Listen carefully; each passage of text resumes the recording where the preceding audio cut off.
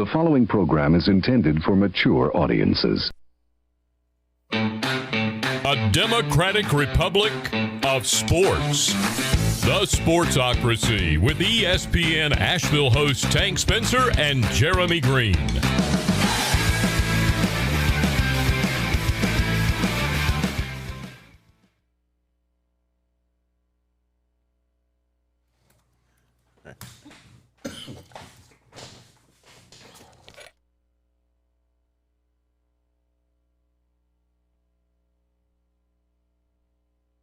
The following program is intended for mature audiences. A democratic republic of sports. The Sportsocracy with ESPN Asheville hosts Tank Spencer and Jeremy Greene. And welcome into the program. Tank Spencer and Jeremy Greene. Brian Haynes here with you. It is the Sportsocracy Monday morning here in the Wicked Weed studio. WickedWeedBrewing.com. Drink different. What a weekend we had, and we're all about false starts this morning. So Just thought we'd do the open twice. At least it wasn't me this time that left my computer on. It was the big computer that got left on this In fairness, I wasn't here, so I couldn't have turned it on. Just throwing that out there.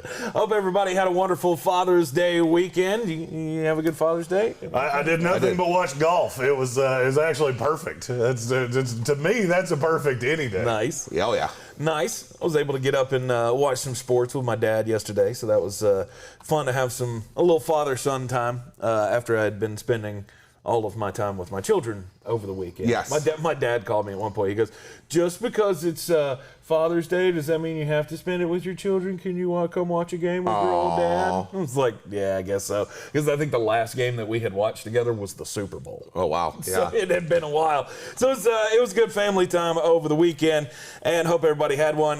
Were you entertained? Are you not entertained by all of the things this weekend in the NBA and, of course, over in the PGA as Jon Rahm gets his first major title?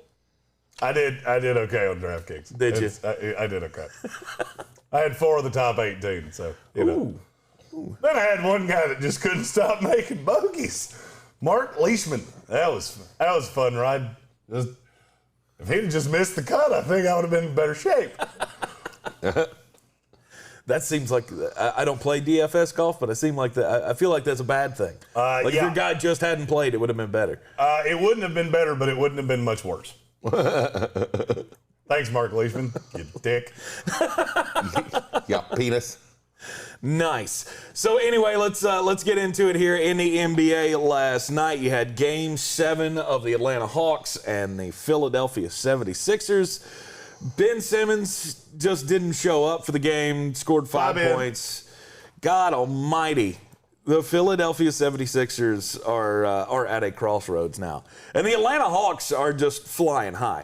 Everything from here on out for the Atlanta Hawks is gravy. Yeah. We didn't even expect to get this far. Well, they better really like gravy because they are going to get scattered, smothered, and covered against the Milwaukee Bucks. Yeah. You think so? I think so, too. 3 words. Uh-huh. Who guards Giannis? Yeah. And that's the end of that. Yeah. It ain't going to be clean. You think it's going to be Danilo Gallinari? That'll be fun. You ever get a big piece of meatloaf and you just cut it with a real sharp knife? Danilo Gallinari defense. Yeah. Bye, Atlanta. But there again, they did something that nobody thought they could do. Nobody thought that they were going to come in here and take down the 76ers, especially with, a Joel Embiid who's playing. I won't say a healthy Joel Embiid because we know he's got the torn meniscus. He realized he was the only guy, and he had to play. He had to tough it out this series. Unfortunately, his supporting cast just couldn't give him anything. Yeah. And that was the downfall of the 76ers. I mean, Ben Simmons, I'm sure you may have seen the stat already, but Ben Simmons, he did shoot perfectly from the floor in the fourth quarter throughout this series. The only problem is he was 3 of 3 in the entire series. He had like 2 shots in game 1 and 1 shot in game 3. Other than that, 0 for 0 every other game of the series. I mean, the one play where he's driving to the hole and he can dunk the ball. Oh, God. And he just passes it up. Like, solidified the whole entire series for him. I just don't know what they're this is not going to work for Philadelphia with these two guys together, how this team is currently constructed for them moving forward. Something has to change. Jeremy said this morning, there's no way they can run this back. No, because you got Joel Embiid who's pissed. Oh, yeah. And you know why he's pissed? Because the Robin to his Batman shot 14 times in 3 games combined. I have been one of the biggest Ben Simmons apologists because I I like his game. It can't work this way. And look, I'm going to go super nerdy basketball coach guy. You can't have Joel Embiid, who likes to be on the low block. I understand he can shoot from 3. That's not where he's his best. He's his best being the Akeem Olajuwon type down low because he's got so many moves that he just beats everybody down low. If you have him down low and you have Ben Simmons who wants to drive to the basket, those two things cannot live concurrently together. Philadelphia, it's on you. Yeah. Because you can't do this again. Yeah. Yeah. One of you said that they were at a crossroads. They've been at a crossroads for 3 years. And they have kicked this can down the road. And now, we've now seen it a bunch of times. Yeah. And Tobias Harris is definitely not a guy. They thought he was the third in this trio. And he can't be the third guy. I mean, he just was not as good. A lot of the blame, I think, has to be put on him, too. There was just a lot of stuff. It was just really hard to watch because you could see what their dilemma is because if Ben wasn't in there defensively at the end of the game, they don't get those couple steals that they got in a row to get back in the game. And so, like, you just get put in this awkward position of subbing in defense for offense, and Ben just can't do anything. No, I mean, for you saw down at the end of the game, they were taking Ben Simmons off the floor because they knew what the strategy is. It's a close game down at the end. They're just going to foul Ben Simmons. Yeah. They're just going to try to put him on the line. And he can't shoot free throws. No. And for some reason, I don't know what it is. Why is it that you have a scenario where you've had 5 games in a 7-game series where the guy who's supposed to be your Robin is not taking shots? To me, that comes down to coaching. We have to get Ben Simmons to get more shots up. I feel like he should be shooting the ball more. I think what it is he's afraid to go to the line. So he's not driving. He's not a mid-range jump shot guy. He can only score when he's going to the rim. And I think he just got terrified of going to the line. They were just going to foul him every time he got. So he just it threw him off of his game. Right. He hasn't been in a situation this year where they basically are like, we're going to foul you. It was like Hack a Ben Simmons. You know, like Hack-a-Shaq, that's how it was. And he didn't know how to adjust to them playing them like that. For him to adjust to that, I felt like if he just kept going strong to the hole, you can get and ones, you can get these things. If you miss a free throw, you're still getting to the hole. They still have to respect you getting to the hole, so they still have to collapse. Then you open up the 3-point shooters on the outside, which, you know, I didn't think I was going to say this, but Danny Greene being hurt was a huge, huge loss for 76ers. And, you know, they just don't. They're too young at certain positions. You know, Maxey and Melton are still young, and they're trying to, you know, and Thibault, I think, is a great defender, but he can't really score well. So they got a lot of young pieces. They got a lot of role pieces, but they don't have a lot of pieces that actually fit together well, if that makes a bit of sense at all. I know that was a lot of words, but it just doesn't seem like this. And it's already started to train. Like we talked about this on the ESPN show on Friday, ESPN 880, 1400 AM and 92.9 on all the iHeartRadio apps. We got to teach you to put the FM in front of the AM. Yeah. Is that what I got to do? He's gotten real good at the promo, but he always puts the AM first. Yeah, I got to go to FM first. 92.9. 92.9. More people see FM. Yeah, there you go. And AM kind of sounds like we're in a tunnel. Kind of like we did on Friday. Yeah. Here. But anyway, the train. That was good. What's like that? A lot. The trade train is starting to come about, and I threw out a couple on Friday, which I needed Jeremy there for because I don't understand some of the things when it comes to salaries and that kind of thing. And I want to approach this question to you guys. Is there any scenario in the NBA right now, that someone will take on Ben Simmons' contract and they can get him out and get anything in return. Yeah, Yes. Because, see, and this is what I was afraid was going to happen as I was watching this last night. Now people have jumped off the cliff. Mm-hmm. Now it's Ben Simmons sucks. Ben Simmons is a bust. Ben Simmons can't play. Do you realize how good he was in the series before this? Yeah. Fantastic. Mm-hmm. He's a very good all-around player. All right, look, just humor me for a second. Okay.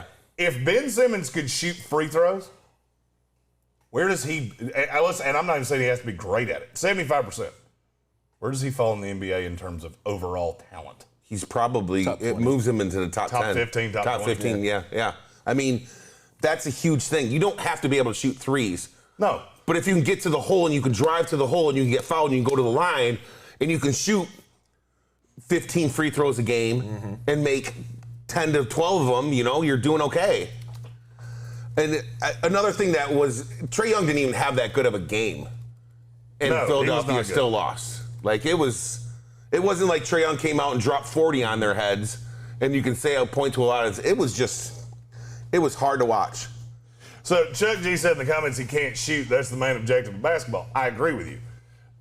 He can shoot just from inside 8 feet. Yeah. He needs to be in a place where they play wide open basketball. When you have a dribble drive guy, and Ben Simmons is one of the best dribble drive players in the NBA. Yeah. He can get to the rim. The problem is, when you play that way, you have to be able to hurt a team for fouling you. Because that's really the only way you can stop him is to foul him. Right? Well, now they've all figured out, well, just foul him. It's fine, foul him. He'll go to the free throw line, and if he's lucky, he'll hit one. Yeah. He might not hit the rim. Yeah. If he can figure out the free throw aspect of this, that changes the narrative. Changes the narrative completely for me. So now then the question becomes, I don't think you can run this back with Embiid and Simmons. Embiid made some snarky comments in the postgame. Yeah. Embiid's the franchise, which means Ben Simmons is going away. The question becomes, where does he go? And I can only find one place that makes infinite sense. Okay. Can you guys see where this is going? My 2022 NBA champion, Denver Nuggets! No, you said we were going to do this again. We're not. I just did it that one time. Okay, to look on your face. Thank you. God almighty. So that's the one that makes sense. So Ben Simmons going to the Denver Nuggets. How's it work? It would be Will Barton, Michael Porter Jr., and JaMychal Green. No draft picks, no nothing. No joy, just you get Michael Porter Jr. and you get to pay him that contract, and I'll be honest with you, they would have to find a point guard because they don't have one. Yeah. But if you believe in Tyrese Maxey, which I don't, he would be a possibility. I think Tyrese Maxey could be I think he stunts the offense, which would be a problem. But I think having Porter Jr. and I would actually really like to see us trade Michael Porter Jr. because he can't defend. He's a liability. That's what Phoenix did so well. The problem is I can't find that many teams that look at Ben Simmons and go, yeah, we have the star power to make up for the fact he can't shoot. Right. We don't have we don't have guys that play away from the basket. You're going to have to find, because he's a very good passer. So you're going to have to find a team that can shoot from the outside. You're going to have to find a team that does not have a lane clogger big man. Yeah. That's Denver in a nutshell. I mean, they just that. Or Minnesota. I'll be honest with you, one that the more I've thought about it, the more I like it, is the Minnesota Timberwolves. Now, granted, you only get back D'Angelo Russell, which is gross to say out loud. Right.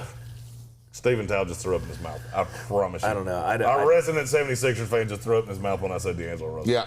But how will that work if he does end up going to Denver with them sharing the basketball? They're all ball dominant players. That's kind of the point. Positionless basketball. They become the greatest built positionless basketball team you've ever. Because Jamal can move to the shooting guard, which is probably more of his He's natural better off position. the ball. That's why he was always so good when Joker was running the offense, because he's very good off the ball. Because he's a very good shooter. Right. So you look at the way that team would be constructed. You got Aaron Gordon, who can shoot, Joker, who's a good shooter, Jamal Murray, who's a good shooter, and then you've got some pieces to put things around him. And I'm not just saying that because I'm a fan of that team. I'm saying that because there's not many teams that check all those boxes. Ben Simmons has now become, and I do think people are going overboard. the he can't play in this league, which I've heard. He was still first team all defense. Yeah, no, he can. He's still an all-star. And I think that's the thing. We're doing the overcorrection thing, like when people were doing with Lamar Jackson and stuff like that, where you've come back around. I agree with that, and I've been on Ben Simmons' butt for the last little bit here. But he can play in this league. He is a star. He just needs to figure some stuff out, and he needs to be in the right setting, I think. He just needs to learn how to. And the 76ers are not. You can't have someone in the lane. And then when you take Embiid out of, and see, that's the thing, when you take Embiid out of the lane, you take away from his strengths. And then he starts chucking up threes and he starts doing these things. So it gets away, it actually hurts your team because it takes away your other guy as well, having him there. So it's just finding a situation that might work. But there's no way, I can't see them going into the next season and saying, you know what, we almost made it, we were game 7 in the semis, and saying that's going to work. I mean, there's no. No, all in all, this was a failure. All in all, this season was a failure. I would be remiss if I didn't point out, because plus minus is one of my favorite stats. Yeah. 10 players played for the Philadelphia 76ers last night. How many of them were positive plus minus guys? Not sure on that. It's 3. Three. Here to take a stab at who they were? I'll give you 2 of them. It was Shake Milton and Furkan Korkmaz. Oh, my God. Ben Simmons was 3. Really? Just so you know.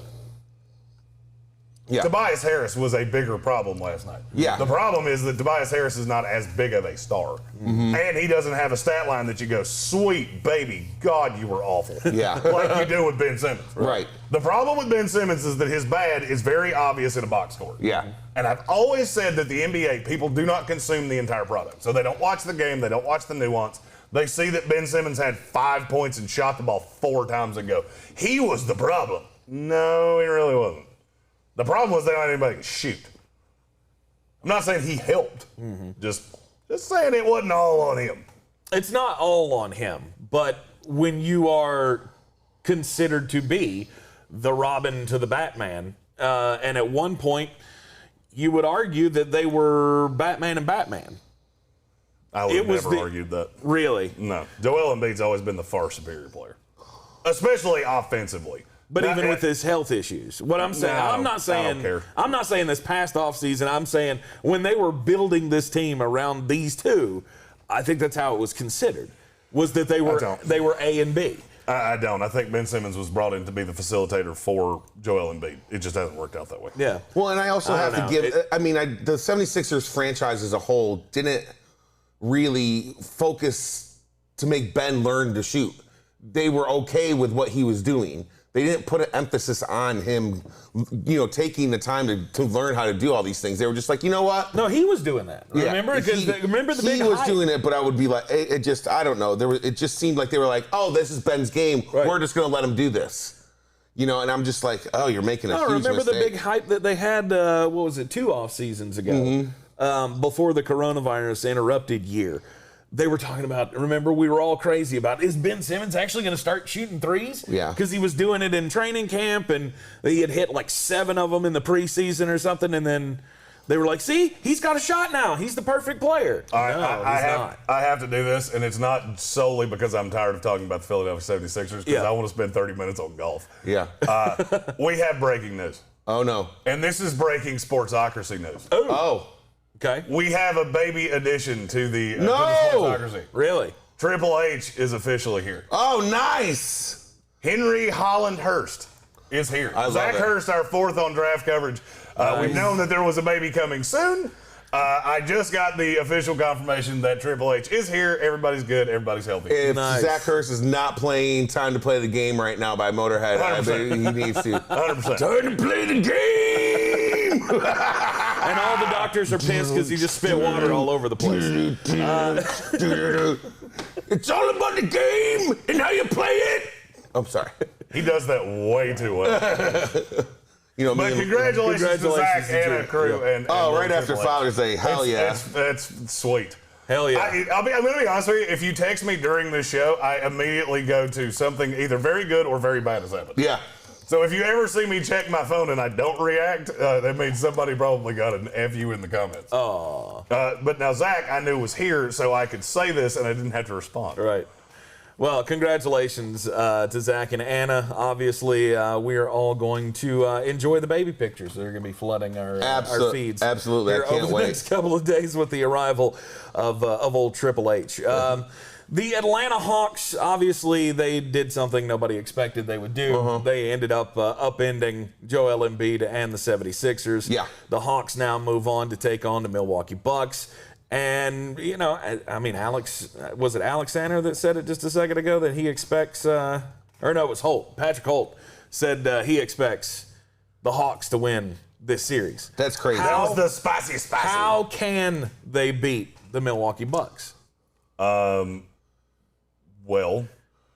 They can rub a little bit of a genie lamp, and hopefully he pops out, and they could wish for someone to be able to guard Giannis. Are there enough bodies that they can throw at Giannis to make him uncomfortable?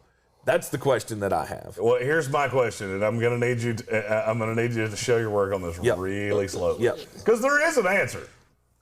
Who guards Giannis? I think it's going to have to be John Collins. Nope. That's the wrong answer. John Collins would get beat like a kettle drum. No, There's one answer. There's one answer? There's one answer. Because I was going to say they're going to have to try to, tag team him. No, they are not. Because there's not a two. There's one guy that can guard him, and his name is Clint Capella. That's it. He can't guard him away from the basket. Yes, he can. Yes, he can. Really? Absolutely. Clint Capella is a freak of nature, and he is a mean damn dude. Yeah. That's the only way they win this series, is Capella can step out to 25 feet and guard Giannis. That's it. All right. Because if you do that, it does two things. One, Giannis will have to play the 5. He'll have to. Because John Collins will demolish. He'll kill Lopez. Brook Lopez. Yeah. I mean, kill him. Yeah. And here's the thing. If you put Brook Lopez on Capella, now you have a defensive liability there. Because he's so much more aggressive than Lopez. And That's the one way that Atlanta can dictate the pace of this series, and the one way I think they can win it. And do I think it will work? No, not really. Right. Yeah. Because Giannis is still just way longer, way more athletic. But it could be interesting. Yeah. And I think that, Trae Young, getting into the lane, they have a good thing going with he either teardrops it or kind of kicks it off. So and that's going to be another Bundelhoser, figure it out. How quickly does he get Lopez out of the game? Because we talked about that. There was some adjustments he missed in the previous series. And I don't know. This team is this scrappy. Nate McMillan's got them playing. I mean, take the interim tag off him right now. I mean, even before this, he was already going to be hired again. But God Almighty, what a job he's done. I mean, the team was 10-14 or something, I believe. Right. With Lloyd Pierce made the change, and now they're in the Eastern Conference Finals. I mean, say what you will about the injuries and everything happening around the league and then these playoffs. You still made it to the Eastern Conference Finals with a young team. This is a young team. Oh, yeah. I mean, I think Gallinari's probably the elder statesman of the team. Other than that, everybody's pretty young. Lou Williams is the elder statesman. Yeah, well, but he doesn't play that much. Yeah, and I don't see him being part of the solution going forward. So No, I mean, he was a late addition pickup to this season that was like, you know what, let's get a little extra security coming off of the bench. He's going to That's have all to he play in was. this series. Yeah. He's going to have to play more than the 11 minutes he played against Philadelphia. Yeah, and he's going to have to Because score. Milwaukee can throw dudes at you. Yeah. Philadelphia didn't do that. Philadelphia's dudes were a lot of Shake Milton, Matisse Thybulle, and George Hill, who got just killed. God, that's another part of the Philadelphia thing. Your bench sucks. Sucks. See, but you have confidence, Jeremy, in Clint Capella being able to guard Giannis away from the basket. I believe Capella can guard Giannis, yes. Okay. My fear is that... See, what I had in my mind was they would use Danilo to guard him away from the basket and use Clint Capella inside. Giannis would destroy him. If you want to foul Gallinari and Capella out at the same time, that's a great idea. Okay. Because Capella's going to help when he gets just blistered on the outside. Right. Gallinari is one of the most athletic-looking, heavy-footed individuals I've ever seen. He's just not a good defender at the end of the day. So no, I don't think that will work. But okay, I like the Hawks to win a couple of games in this series and make it an actual series. But I think I'm still leaning to Milwaukee. You know, I wasn't sure that they were going to get it done against Brooklyn, but now that they've gotten over that hump, I think maybe they've got enough to make it to the NBA Finals. Yeah. To me, everything has shifted with the Brooklyn Nets being out. That's my last. That was my favorite up until that point. And now I think I've shifted to the Phoenix Suns. The Phoenix Suns are now my favorite to win the NBA title. And it's weird. That felt weird to say, didn't it? It's weird to say it, but, I mean, you know, they're one of my 5. What was it, 2 months ago? I said there were 5 teams, and I think the Phoenix Suns are one of them. You did say that. And I did say that. Yep. And now I think that they are the favorite. I mean, without Chris Paul last night, they were able to handle the Clippers. Now, the Clippers are still playing without Kawhi. We get that. But will Kawhi be back is the question. I'm going to lean towards no. Yeah. But, you know, they don't need Kawhi. Because they have Terrence They Mann. have the Because man. they have Terrence Mann, baby. The T-Man. One of my favorite Florida State Seminoles of all time. He played one of the best games I've seen someone play that had to step up in a Game 7. A role player in a Game 7. I haven't seen anybody play as good as Terrence Mann did in that game. Right. It was unbelievable how good he was. Yeah. I mean, they were down 25 points, and then he just went absolutely berserk. It was like, Terrence Mann, Terrence Mann, Terrence Mann, Terrence Mann. Mm-hmm. And they love that dude. Terrence Mann is proof positive that I could be a scout in the NBA. Because I tried to tell anybody that would listen, that's a dude you need to take in the second round. You did. Because I watched him at Florida State just blister NBA player after NBA player. And you got to understand, this was at a time with like Phil Kofer, who I love Phil, but he never played 1 second in the NBA. We had a lot of dudes like Fiondu Kabengele, who, again, love him, not an NBA player. Right. Terrence Mann's he's just a dude. And of all the things that I saw in the NBA over the weekend, other than James Harden and Kevin Durant having to hang their head in sweet defeat. Oh my God, that was so nice. Terrence Mann was my favorite of them. Really, the Schadenfreude was strong with you with the Brooklyn Nets. Well, here's the thing. You remember after Game 2 where you said this is over, and I said, Oh yeah. Don't be so sure of that. And I thought Brooklyn would win. I cannot tell you I thought that the Bucks were going to pull this out. Right. I would be remiss if I didn't pull the tape and say, I did tell you you're dusting them under the rug way too easily. Now, and before anybody said, well, but Kyrie, it's secret time. This team's actually better without Kyrie Irving, and the stats back that up. You know, and if James Harden maybe wouldn't have, come into this season in Houston 400 pounds overweight, maybe he would, not gotten pulled his hamstring so much towards the end of the season with a short rest. Well, I mean, and you gotta. That's part of it. That's part of what I've tried to say about Brooklyn is that you can't have a team that's this thin. Mm-hmm. You can't have 3 superstars and then just a bunch of dudes. Mm-hmm. And that's what that's the reason all the super teams are at home.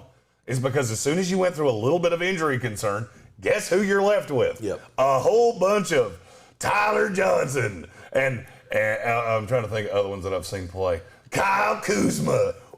Woo! Mm-hmm. It's just not good. It's not good enough in the playoffs. Right. You have to have some depth to your team, and if you don't, it's going to manifest itself in the playoffs. Yep. Mm-hmm. And I love what do the Nets do now? Pay those 3. Yeah. A lot. They're all 3 extension eligible. Yeah, and just figure it out. Just make sure you can keep the 3 of them around. You will be contenders forever, and you might get lucky. But just the 3 of them paying them this next year, they're going to be over the salary cap with just those 3 guys. Well, they're allowed to be. And I get it, but I'm saying that's a lot. That's a lot to pour in. You're going to pay them all. Of course you're going to pay them all. You're going to pay the tax. Mm-hmm. That's what happened when you traded every draft pick until Kingdom. Oh, yeah. Literally, their next pick might be Triple H. That might be their next first-round draft pick. I can see it now. He just a baby. He do. But he might be the next pick of the Brooklyn Nets. Yeah. And might be their best defender. Might be the best defender right now. Yeah. they're going to pour a bunch of money into that team, and they're going to keep it together, and because that's the only option that they have. Well, the funny thing is how many of the pieces that they have, like Jeff Greene. Jeff Greene's going to get paid. Somebody's going to give him, I'm not going to say they'll give him the full taxpayer exception or the full mid-level or anything like that. Yeah. He's going to, do you realize he signed 4 minimum contracts in a row? Really? With 4 different teams. There's something. And one of them was the Orlando Magic. Yeah. He is, him and Durant are really good friends, though, and I could see him just playing on the player's minimum for that. Not now. Now he actually, because you got to understand, this is one of the worst free agent classes you'll ever see. Yeah. There's not a lot of teams with money. There's a lot of teams with exceptions. And I could see a lot of these playoff teams looking at Jeff Greene and saying, that's a dude that can be a guy in the playoffs. Yeah. And somebody will give him more. The Nets have to build a roster. Yeah. And with Spencer Dinwiddie opting out, that was the one, I mean, and I knew it was coming. Yeah. Because he's going to get paid. I don't think it's going to be as much as you think. Injury issues. He's a guy that I like in with your Knicks. Yeah, me too. So much. As soon as the first thing I thought was, and that's just not being a Knicks fan, and blasphemous for you for the throwing that Kemba to New York thing on me the other day, because I wanted to kill you through my phone. Yeah, it was funny. I didn't make it up. Because it's going to happen. I can see it, like, it's going to happen. This is the thing that they'll do.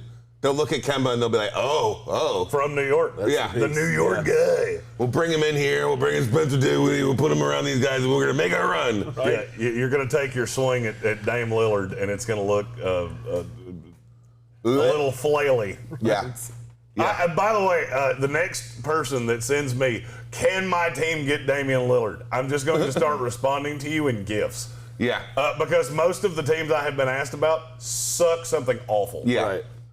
So the worst one I've heard so far, and I'm trying to remember who it was. God. Tell me somebody threw out Sacramento. No, I don't know anybody that likes Sacramento. Oh, it's Dallas. Oh, how can Dallas get Damian Lillard? No. Dame and Luka together? I'm going to use an old sales adage here. The only way they could procure Dame Lillard is with a stocking cap and a gun. That's the only way, and it's going to require some kind of kidnapping hostage situation. That's it. So bad. Yeah. This is going to be a fun offseason in the NBA. Oh, yeah. But I'm going to be honest with you, I could not give less of a damn about these 2 conference finals if I tried. They could play them in this studio and I'd go home, which is now much closer to the studio. Suns in 4, baby. Suns in 4. I actually can see you being right. Uh-huh. I could see you being right. To me, the Phoenix Suns have showed that they are the most dangerous team left in these NBA playoffs. My opinion. You could get a situation where you got Giannis and Chris Paul going for their first ring together would be a situation where I would be interested in it. Right. You'll be interested, but is it going to draw, outside eyeballs? Which is what you go for. Well, that's what the NBA goes for. Right. That's what the NBA is hoping for. Hoping that new people get introduced to the game. It's a bigger thing. It's bigger than, you can get every fan interested in it. Mm-hmm. And I don't know that I see that. I can't wait. But I think all the storylines are great. For the numbers from these series to come out. Oh, God. I will bet you right now $1 to a donut that the rating for yesterday's Suns-Clippers game was below a 2. I 100% agree. It was below a 2. 3:30 in the afternoon on a Sunday, going against the Golf, which was phenomenal. It was phenomenal. Can we talk about that now, please? We're going to in just a second. The futures odds right now for the NBA Finals and championship. The Milwaukee Bucks are your favorite and that would plus 110. The Phoenix Suns are 2 in Vegas at plus 170. The Clippers are 700 or plus 700. And the Atlanta Hawks are plus 1,100. God, I might throw a part of my DK winnings at the damn Clippers. Really? 100%. Oh, God, I can't believe I just said that out loud. God, if I wanted to set money on fire, I'd just do it. But even if you don't know about Kawhi, you're willing to take a risk on that? You think they could win a championship without Kawhi Leonard? I don't. I just heard plus 700. in the same sentence with the Suns, the Bucks, and the Hawks. And I get the not those three teams.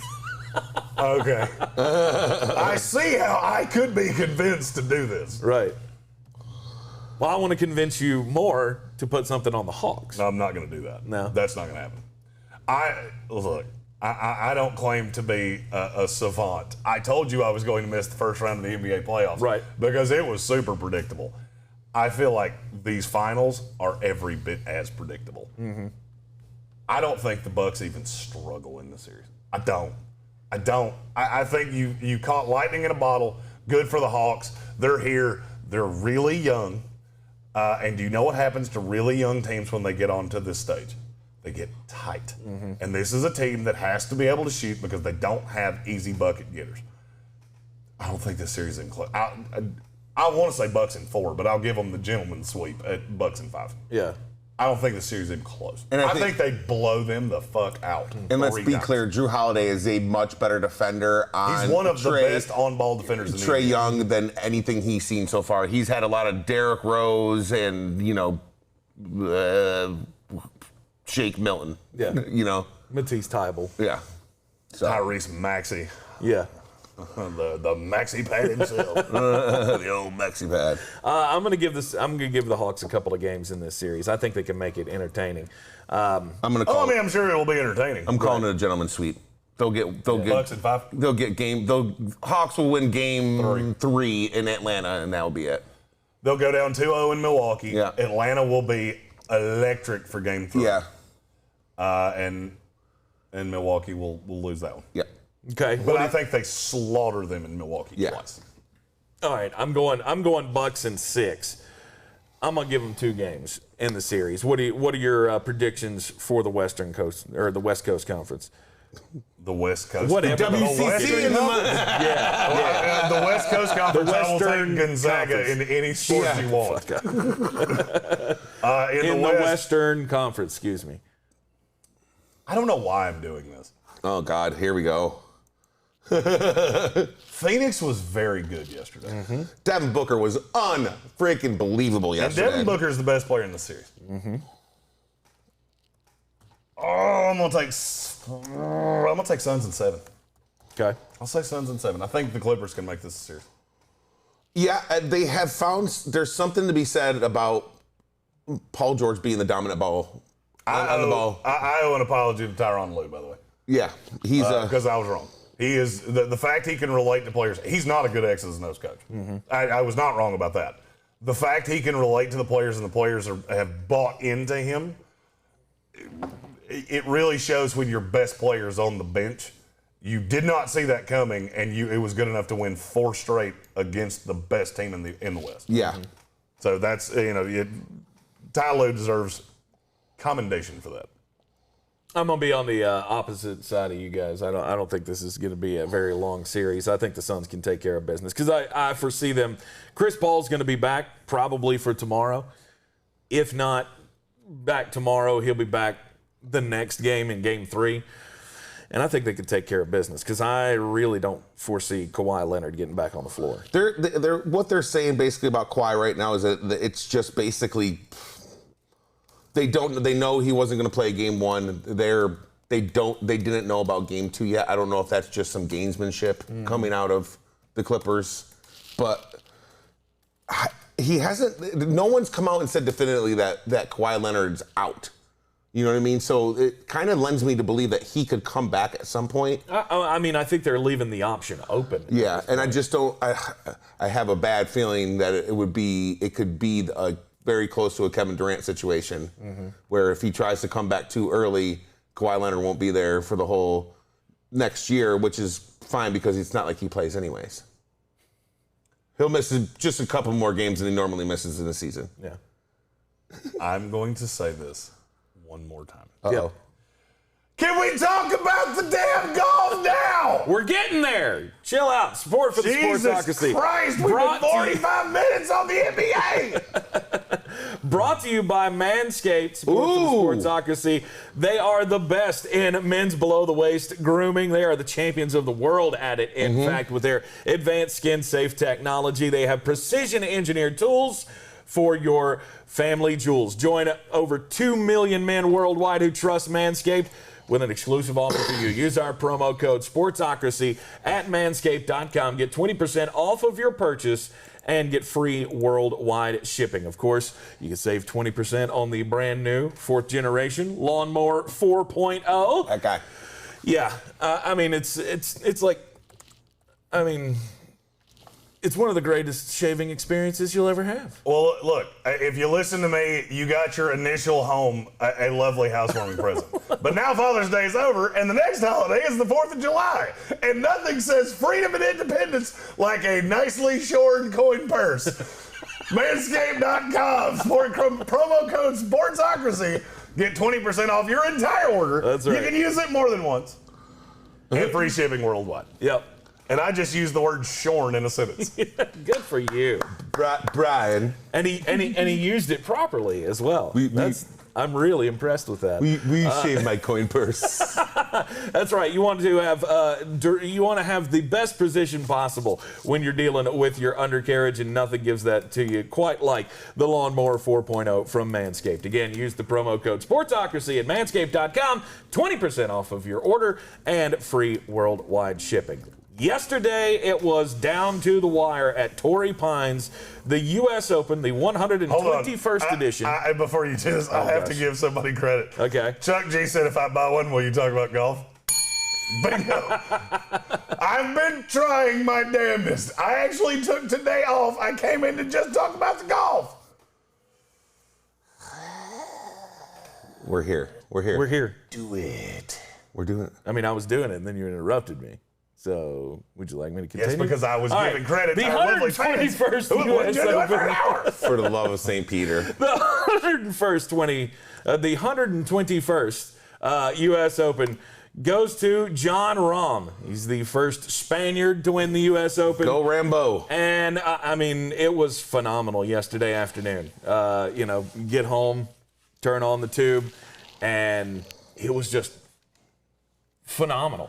Because I turn it on, and there's my guy, old Bryson DeChambeau. Somehow, some way, he's in the lead, and things are going really, really well. And then he hit the 10th hole and completely fell apart. Everything went wide of the fairways. He made a couple of good rebound shots, but in the end, he went 8 over for the back nine. And Jon Rahm seemed to be the only guy yesterday who was able to actually gain momentum as the tournament went on. Everybody else just kind of fell off. Not quite like Bryson. I mean, when you're going to go big or go home, he definitely went home yesterday. That course, that back nine was basically Brutal. a FU to Bryson DeChambeau. And it was like, here, big guy, you like to just go ahead and crush it and just be anywhere you want on the course and figure it out. We're gonna change some things around. We're gonna place impossible pin placements on these greens, and we're gonna put rough where if you go outside of that first cut, you're in some trouble. Yep. I didn't think it was humanly possible for me to hate Bryson DeChambeau more than I did going into this weekend. He found a way. Did you happen to hear what he said after his ridiculous back nine? Yeah. He shot a 44 on the back nine. Yeah. Oh, his foot slipped on 13. I don't care. His foot did not slip on 17, which he just blew up. Yep. He threw up a snowman on a par 4. Yeah. And do you know why? Because you cannot play that way. The USGA, I said the whole time, the USGA is going to find a way to get him. And they did. Yeah. The back nine on day 4 of the U.S. Open eats guys' lunchboxes. Yeah. And you know how it universally happens? I call this the David Duval rule, because I've been doing this shit for quite some time. Anytime the USGA sees a guy that thinks they're outsmarting the game, they're gonna trick you into doing this. Oh, yeah. And as soon as by the way, the sheer fact that Bryson DeChambeau was the guy on 13 when the drunk fuck showed up with his pride flag on his back. Have you seen the video? Yeah. Oh, it's great. Yeah. This dude just shows up with a pride flag on his back, a golf club in his hand, and a series of balls, and just starts firing them. First of all, USGA, we need to get a little tighter security. Okay. Yeah. because that took entirely too fucking long. Oh, yeah. The dude was like, they looked like he was going to take a knee, and then he escaped and ran, and then he got tackled. It was awesome. Oh, man. Yeah, it was pretty. And Chuck G said, is there anything more, I'm going to read his comment verbatim. Yeah. Is there anything more certain than some no-name dude in contention in a major just blowing up in the last round? Nope. Happens every time. Mm-hmm. My wife had never watched the U.S. Open before yesterday. Yeah. And we watched it all. As we're getting to the nitty-gritty of tee times, yeah, I told her, Mackenzie Hughes, and the other name's eluding me. Henley. Russell Henley. I said, I promise you, they're not going to even vaguely be in contention for this. And they weren't. Adam Black said Bryson was leading. Yep. And then he got to the back nine. Yeah. The back nine is where weird shit happens at the U.S. Open forever. It's always gone this way. That's just the thing. Like, as I was watching it, I watched him on, I guess it was on 11 and 12 where the wheels really started to come off. And 13 was where it really came off. Okay. But now I would be remiss if I didn't point out, they told every golfer in the field, be careful on 13. Yep. Yeah. So, intelligent, I'm not, I don't have the biggest dick in the world, and I'm not smarter than everybody else, would go, hey, maybe that big swoop and just, maybe I shouldn't do that on the hole that every golfer has said they've slipped on. And his back foot always comes maybe up. you shouldn't do that. But no, not Bryson. No, Bryson's smarter than everybody. I have to take this just ridiculously long driver, and it just... the Thor smash. Right. Yep. And guess what? You know where that's really not going to work? At Royal St. George next month. Yeah. Just, as a guy I've cashed in every major on DraftKings for the last 4 years. I'm kind of good at this. I do understand golf pretty well. And I'm not saying I'm smarter than anybody. I'm just telling you, I've watched this time and I could give you 5 other players that have tried to do what, and it's not the same thing. Because DeChambeau is just bigger, stronger, He-Man, Hulk smash driver guy. Yep. You know who else was that? Rory. Rory McIlroy was the exact same thing. And guess what happened? The USGA went, nope, don't think so. And he hadn't won a major in 7 years. And there's a reason. Because you have to have touch around the greens, and just being the guy that hits it the furthest is not going to win you majors. Especially when you do it and you embarrass them like he did. Yeah. See, now the USGA has they without a doubt are setting courses up going, keep doing that. Yeah. Keep doing it. Because the USGA does not like being embarrassed at all. Yeah. And that's what what we consider embarrassing and what they consider is completely different. Yes. They don't want to watch somebody beat their toughest setup in America. Right. The U.S. Open Championship, the best golfer in America, the toughest course, all this shit, and he just chews through it. Yeah. Because I saw a graphic, I can't remember what hole it was. It might have been 13, actually. He had hit 2 shots on the course across the whole hole. Yeah. It was the tee shot and the putt. Yeah. That's it. You can't do that at the Open. He was hitting 3 of 18 fairways and stuff like that. You can't win a U.S. Open like that. A lot of the stuff today, too, is talking more about the people who collapsed and not about Jon Rahm. And I think that's something that... Well, and that's kind of what I was getting to, was that Jon Rahm seemed to be the only one that wasn't fazed by the back nine. Right. Because everybody, Louis Oosthuizen played it fine. He was able to play it even, and he even picked up a shot on 18. Just went left. Yeah. On 17, yeah. I mean, he definitely had a shot. But other than that, Brooks Koepka had his struggles. I thought he was in contention at one point, and he dropped back because of that back nine. Rory McIlroy, same thing. Felt like he had a shot early in the day, and then it just, it was a game of attrition, and the only person that did not blink and in fact gained ground yesterday was Jon Rahm. Yeah, and he became and he closed it out, and it was perfect, seeing as how he had the 54-hole lead at the Memorial, and then had to leave because of the coronavirus. And I liked how he handled it afterwards. He said, his post-game or post-win conference, he basically said, "Hey man, I believe in karma, and I didn't get down on myself. I didn't talk bad about anything. I just took it as what it is, and I moved forward knowing that something big was coming up." And he played it. He was the first person to birdie 17, 18 on the U.S. Open going out. Jon Rahm is a super likable guy. Yeah. The thing about Jon Rahm has always been he's very temperamental. He has a bad temper, and he will tell you that. Yeah. And it has cost him tournaments in the past. And watching him come down, especially on the back nine, because it's chaos. Yeah. I mean, you got Mackenzie Hughes put a ball in a tree. Yeah, unbelievable. I've watched a lot of golf. Before. I've seen it 2 times before. And it came Amy through asked the me tree last and then night, hit have you the car ever seen backing that up. before? Again, I was like, I saw that at a tournament. That's actually the second time I've seen it in a major. And I can't remember the major that I saw. It's been quite some time. Because that's the only reason I knew the rule. Because I had seen it before. Right. Of, yes, you're going to have to take a penalty stroke because that's a permanent. By the way, that's a fun rule to try to explain. Yeah. Jon Rahm pours one left. But because it went over a man-made impediment, the studio setup, that's not out of bounds. Mackenzie Hughes puts one in a tree. Well, that tree lives there forever. So that's not a man-made hazard. Right. That's a fun rule to try to explain to somebody that doesn't play golf, by the way. yeah, and what a boost that was for Jon Rahm, because you could actually hear him talking about it. They said the minute they told him, hey, buddy, that's not out of bounds. You're he was good. shocked. He was like, are you kidding me? He was shocked. Because he would have taken, if it was for that, he would have won. Yep. Yeah, he'd have to retake. And he would have lost the tournament. So that's something to be said. You can't definitively say that because he could have. He would have had to. He could have taken a drop or he could have retaken. You're right. So he would have been hitting 3 from. A ways out. He would have lost a stroke there. Yeah. So he might be. He was just so unflappable. Yeah. And the thing about it is that you had so many putts. You had so many weird things.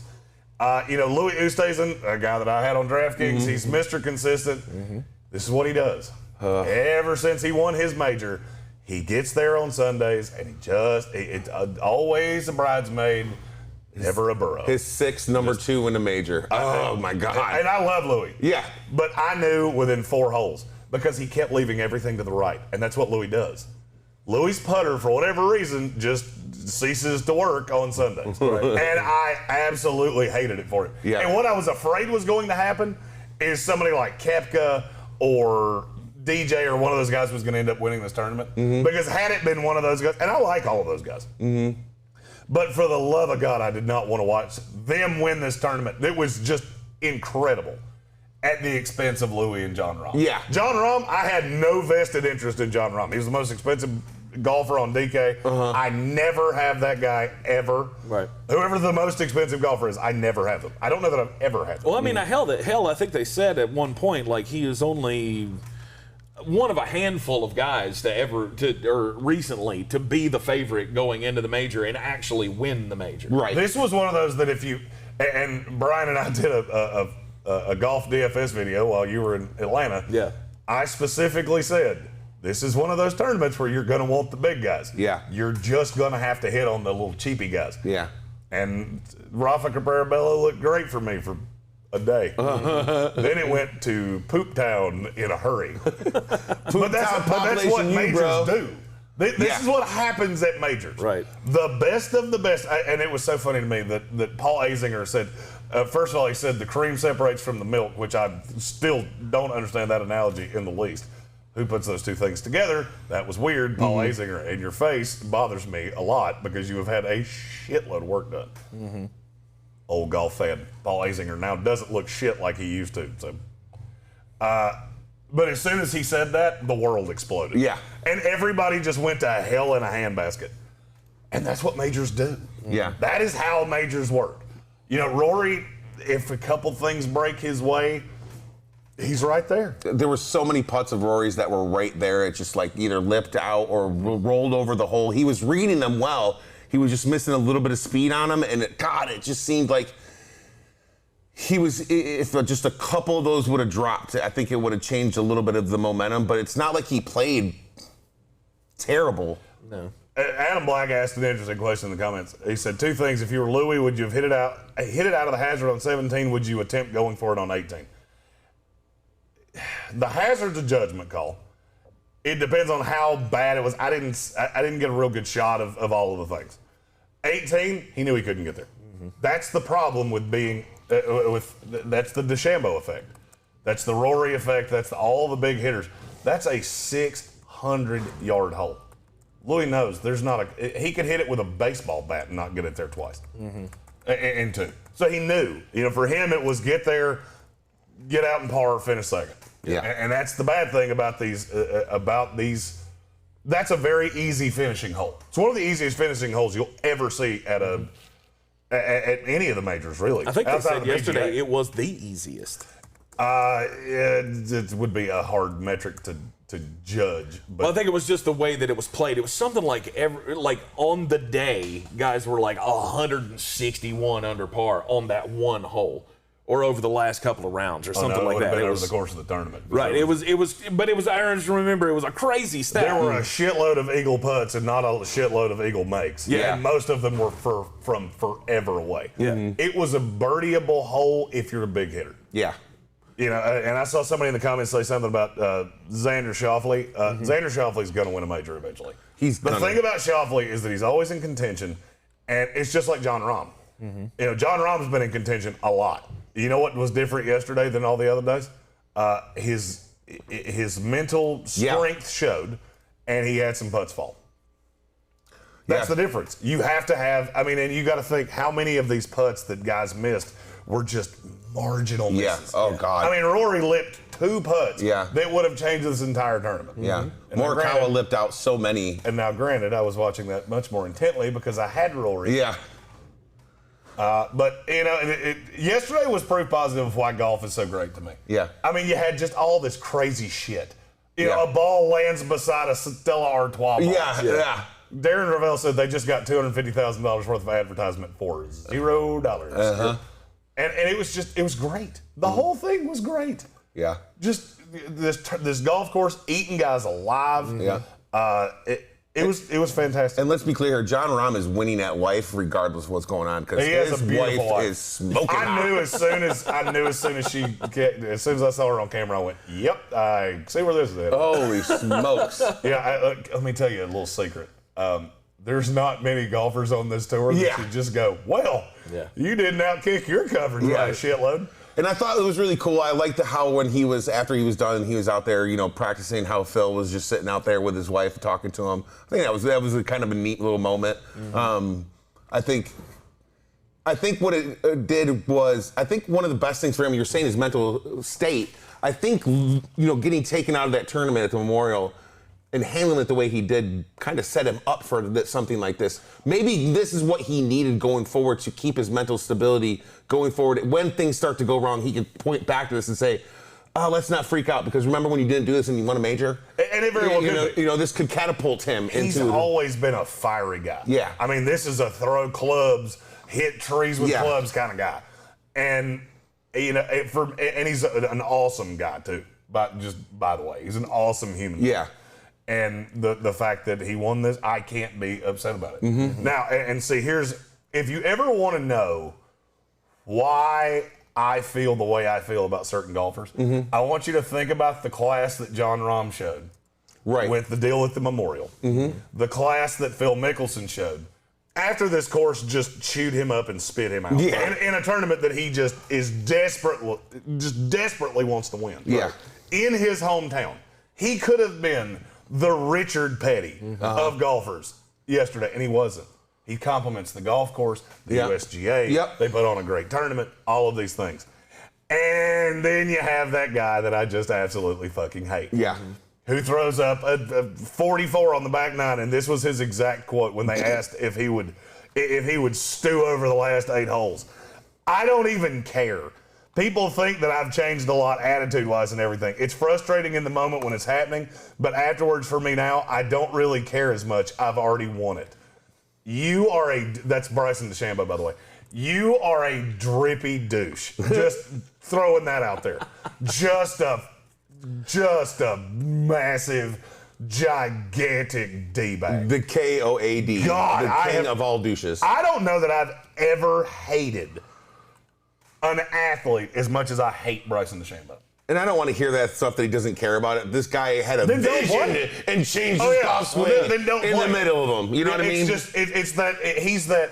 And I heard somebody explain this a few weeks ago, and they said this is the stereotypical jock versus the nerd. And Bryson DeChambeau is the nerd. And he thinks because he's been in the gym and he's so smart and I've got the supermodel girlfriend and I've fuck you. To the highest extreme. Well, this is Bryson DeChambeau. I said this to you on Friday. I don't think we said it actually on the air. But to me, Bryson DeChambeau has become that guy who was picked on in high school, got beat up and thrown in lockers and picked on constantly. Then he hits a growth spurt after high school, shows back up for the reunion, and he's all beefy and he's got the supermodel wife and he's got, success in his personal life. And then he just starts being a douche to everybody because everybody picked on him. To me, he's kind of that guy now. Yeah. And this is all ego for them to come to you and say, what happened, how you going to feel moving forward? And he's like, I don't care. That's what drives me nuts. It's fine. I could have gone, because he literally said, I could have gone 7 under today, but I just didn't have it. No, he couldn't. That's the whole damn shit and caboodle. If you're gonna be this guy, the smug, talking in somebody's interview, getting guys thrown out for doing yelling this Brooks number behind him, taking for fucking ever to hit, and if I watch you ground your damn driver one more freaking time, I swear to God, I'm gonna scream. If you're going to be that guy, you can't say, oh, I don't care. I wasn't even trying. Piss down the road. You want to know why you're so unbelievably unlikable? And Brooks Koepka, everybody's following him. You know why? Because he respects the game and you don't. And that's why people like me absolutely despise you and hope you never win another tournament for the rest of your life. Straight up. And that's exactly how I feel. And I'm telling you right now, I see the path to it. I've read this book before. Yeah. It's called The David Duval Story. David Duval was absolutely the closest to Tiger that anybody ever came. Absolutely. And then what happened? Ego. Your ego got the best of you. Right. And that's what I look at with Bryson DeChambeau. And Adam Black said it's just a setup for the match with Brooks. 100%. I don't disagree with you at all. And I'll be honest with you, would it shock me if Royal Troon put Brooks and Bryson together? Not in the fucking list. Because they don't care. It wouldn't shock me at all. No. Because the USGA cares about the sanctity of the game, and we don't want anything to take away. Royal Troon's like, hey, bring it on. We're gonna throw 160 dudes out in the field, and they're gonna hit balls in a cow pasture for 4 days. Have a couple Guinnesses at the pub and come out here and have fun. For it. Yeah, we're going to do another DK contest. We apologize for the late setup and all those things. We'll do another one in the next major. Scheduling things, I've been a little here, there, and everywhere with the move and flights and all the good shit. So going into the Open right now, Jon Rahm's a betting favorite. Out. Dustin Johnson, Rory McIlroy, Brooks is behind him at 11. Who? Dustin Johnson, Rory McIlroy, and Brooks Koepka right behind him at 11, 12, and 1,400. I absolutely love Rory McIlroy at Royal St. George's. They got Victor Hovland on there, and after what happened at the U.S. Open. Don't do that. Yeah. Don't do that. The last tournament does not matter. A lot of people get revved up about form and all of these other things. Well, the Mackenzie injuries. Hughes had not made a cut in five straight tournaments, and he was there at the end. I was more concerned about his injury more than I was. The injury was 100% because he was playing so poorly. Because he was 3 over at least. Yeah. And he was worse than that for the day. Yeah. Because he had it was not going good. Yeah. So I would say he will be. I would say he will be fine. You're going to see a lot Matthew of Wolff, by the way, I have to just, Victor Hovland's college team. Yeah. I do have to ask, how in the hell did anybody ever beat them? Yeah. They had Victor Hovland and Matthew Wolff at the same time, and they had a third kid whose name I cannot remember, but he's on tour now too. Right. They had 3 tour players on one college team. Right. That is insanity to me. You're going to see guys in this Open kind of like a Darren Clark, Shane Lowry, Patty Harrington, these kind of guys that are going to be somewhere there because they play links golf more often. I'm just telling you, links golf is different. Yeah. We will do a lot of I'm excited. Preview for the links. The Open's my favorite. This is the tournament I have done the best at. Let's see. I would say 3 of my 5 best major finishes are at the Open. I know my best ones there. Yeah. Hideki Matsuyama. Oh, God, I liked watching him melt yesterday. It did my soul good. And now, Mark Leishman. Just more payback. You're right there. Just one more thing before we're getting out of here. I wanted to mention that's going to be. Does anybody see the story that Kadarius Toney's a freaking rapper and how bad it is? No. Yes, his name's like Young Loca or some stupid shit like that. Makes me hate him even more. Kadarius Toney is his Bryson DeChambeau. Yeah. Living rent-free in your brain. Kadarius Toney is his Bryson DeChambeau. until he comes out and probably wins Rookie of the Year and gets 10 touchdowns. Right. I'm going to go out on a limb and say he's not even the best rookie receiver in his own city. Yeah, for real. It was a fun weekend. Everything was super entertaining. The U.S. Open, obviously, another congratulations to Jon Rahm for bringing home his first major title. We will be with you this afternoon on ESPN Asheville, 92.9 FM, 880 AM, and 1400 for the Sports Tank with Jeremy Greene, heard everywhere on the iHeartRadio app. Brian and I will be in with you. You got other things to do this afternoon? I'm trying to miss as little this week as I can between all of the life events. But now I do live real close to the studio, which was very convenient. Yeah, I'm sure it was. I rolled out of bed and just went, well, shit. We're here for it. Let's go. All right, so don't forget to join us on ESPN Asheville this afternoon at 3. Also, don't forget the Patreon. Check us out, patreon.com/thesportsocracy. Join the Sportsocracy community, and you are always... we always want you to fill that role as the producer of the program. Hit us up with any content ideas that you'd like to see us do as we get settled in here for the summer slog over the next 3 weeks before everything starts kicking back up in the NFL again. And we will see you right here back in the Wicked Weed studio tomorrow morning at 9-ish. 9-ish. I'm Tank Spencer. He's Jeremy Greene. He's Brian Haynes. We'll see you next time.